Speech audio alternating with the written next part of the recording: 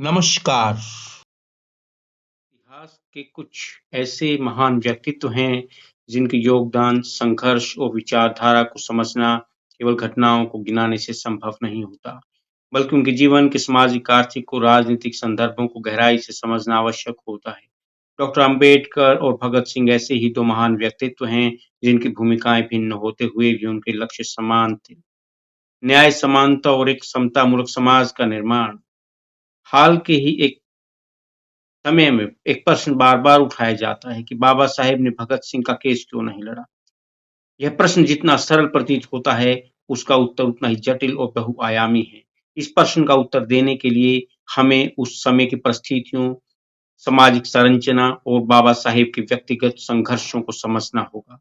सबसे पहले यह समझना आवश्यक है कि जब बाबा साहेब ने वकालत की डिग्री प्राप्त की, तब वे केवल एक शिक्षित व्यक्ति नहीं थे, बल्कि एक ऐसे समाज के प्रतिनिधि थे, जिसे सदियों से अस्पृश्यता और जातिगत भेदभाव का सामना करना पड़ा था। शिक्षा प्राप्त करने के बाद भी उनके लिए अवसरों के द्वार स्वतः नहीं खुले। जब वे बड़ौदा में नौकरी करने गए, तब उन्हें रहने तक के लिए कोई स्थान नहीं मिला। एक उच्च शिक्षित व्यक्ति को केवल उसकी जाति के आधार पर अपमानित और बहिष्कृत किया जाना, उस समय के समाज की कठोर सच्चाई को दर्शाता है। जब वे प्रोफेसर बने, तब भी स्थिति में कोई विशेष परिवर्तन नहीं आया। छात्र उनसे पढ़ने को तैयार नहीं थे, क्योंकि समाज में व्याप्त जातिगत मानसिकता इतनी भयंकर और गहरी थी कि वह शिक्षा जैसे पवित्र क्षेत्र को भी प्रभावित कर रही थी। यह केवल व्यक्तिगत अपमान नहीं था, बल्कि यह उस सामाजिक ढांचे का प्रतिबिंब था जिसमें समानता का कोई स्थान नहीं था। जून 1923 में जब बाबा साहेब ने वकालत प्रारंभ की, तब भी उन्हें बार काउंसिल में बैठने तक की अनुमति नहीं दी। अस्पृश्यता के कारण उन्हें कोई केस नहीं मिलता था। एक वकील के रूप में उनकी प्रतिभा और योग्यता को पहचानने के बजाय उनकी जाति को प्राथमिकता दी जाती थी। ऐसे में यह अपेक्षा करना कि वे एक बड़े और राजनीतिक रूप से संवेदनशील केस, जैसे कि भगत सिंह का मामला, लड़ सकते थे, वस्तु स्थिति की अनदेखी करना होगा। दूसरी ओर भगत सिंह का केस लाहौर में चल रहा था, जबकि बाबा साहेब मुंबई में रहते थे। उस समय परिवहन, संसाधन और आर्थिक स्थिति आज की तरह सुलभ नहीं थी। बाबा साहेब स्वयं आर्थिक संघर्षों से जूझ रहे थे। ऐसे में लाहौर जाकर एक बड़े केस की पैरवी करना उनके लिए व्यावहारिक रूप से संभव नहीं था। इस संदर्भ में यह भी महत्वपूर्ण है कि भगत सिंह के केस की पैरवी आसिफ अली जैसे प्रतिष्ठित वकील कर रहे थे, जिनका लाहौर कोर्ट में गहरा प्रभाव था। ऐसे में केस को किसी अन्य वकील को सौंपना न केवल अव्यावहारिक होता, बल्कि यह रणनीतिक रूप से भी उचित नहीं माना जाता। लेकिन इस पूरे विमर्श में एक महत्वपूर्ण प्रश्न अक्सर अनदेखा कर दिया जाता है। अंग्रेजों की ओर से केस लड़ने वाले वकील सूर्य नारायण शर्मा की भूमिका पर सवाल क्यों नहीं उठाए जाते? यदि बाबा साहेब से यह अपेक्षा की जाती है कि वे भगत सिंह का केस लड़ते, तो यह प्रश्न भी उतना ही महत्वपूर्ण है कि उस समय के अन्य प्रतिष्ठित वकील क्या कर रहे थे? क्या वे केवल दर्शक बने हुए थे?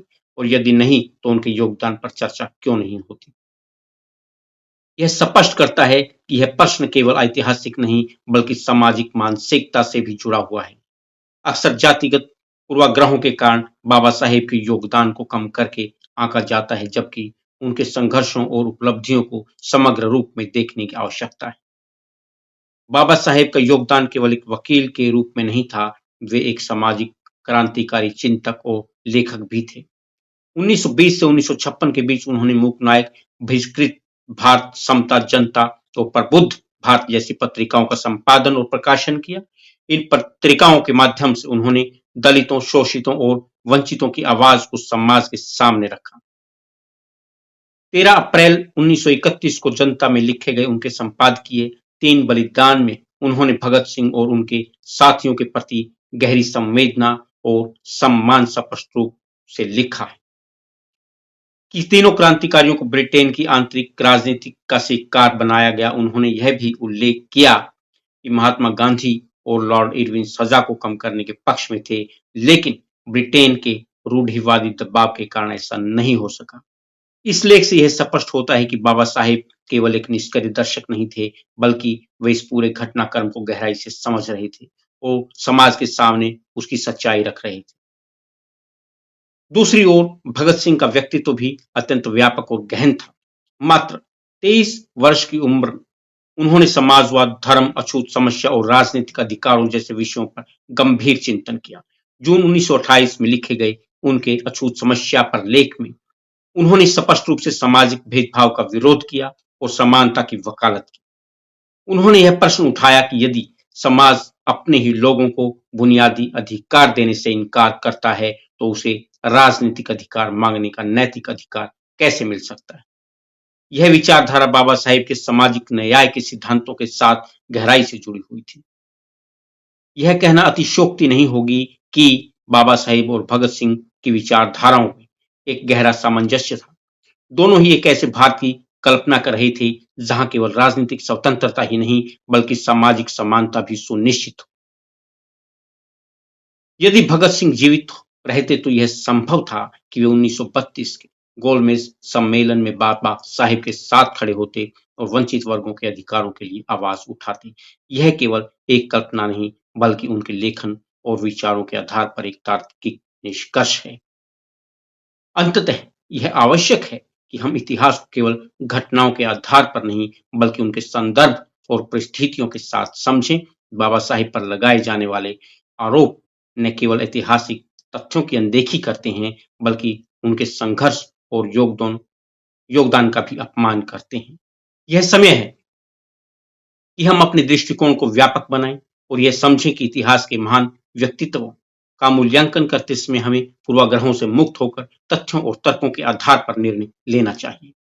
बाबा साहेब और भगत सिंह दोनों ही अपने अपने क्षेत्रों में महान थे और उनकी विरासत आज भी हमें न्याय, समानता और मानवता के मार्ग पर चलने की प्रेरणा देती है।